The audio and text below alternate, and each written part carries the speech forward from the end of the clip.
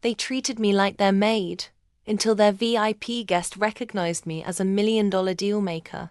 All my life, I was the family ghost. Not the mysterious kind, just the invisible one. The daughter turned doormat. The one who was always asked, never thanked. Set the table, pick up your brother, don't speak when guests are over, and always clean up after everyone else.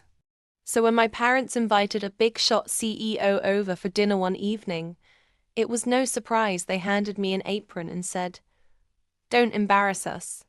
Just serve and stay quiet." I almost laughed. Almost. Because what they didn't know was that I had just closed a $4 million deal. I wasn't just employed, I was the architect behind one of the biggest tech acquisitions of the year. And guess who was the CEO walking through our front door? Mr. Richard Langston. Multi-billionaire. Founder of Lentech. And the man whose company just acquired my firm thanks to the deal I brokered. I played my role, served appetizers, smiled politely while my parents flaunted my brother's potential and bragged about their lawn. Then came the moment. Mr. Langston's eyes locked onto me. He squinted, then stood up mid-conversation. "Wait, I know you," he said, astonished. "You're Ava Monroe. You closed the Stratocory deal. You're the one who engineered the acquisition proposal." My parents blinked. Confused. Silent. He stepped forward, shook my hand like I was royalty. "I've been dying to meet you. That proposal was genius.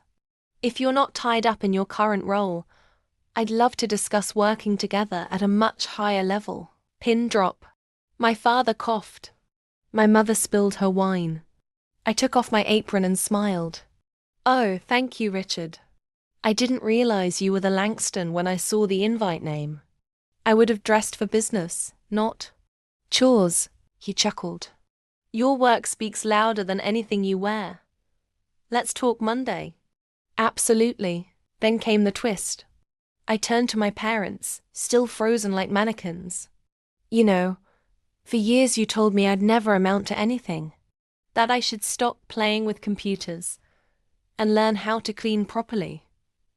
I took your advice." I glanced down at the apron and turned it into a multi-million-dollar contract. The rest of the dinner was a blur of awkward small talk and stunned silence. But I never looked back. The next week, I was sitting in Langston's glass office, signing papers. 3 months later, I bought my own penthouse. And 6 months after that, I got a letter from my parents, asking for help with their mortgage. Let's just say, I left them on read. Revenge doesn't always come wrapped in fire and fury. Sometimes it walks in wearing an apron, and walks out with a CEO. If you've ever been underestimated, dismissed, or forced into silence, this is your moment. Hit subscribe. Subscribe now. Let them doubt you. Then let them choke on your success.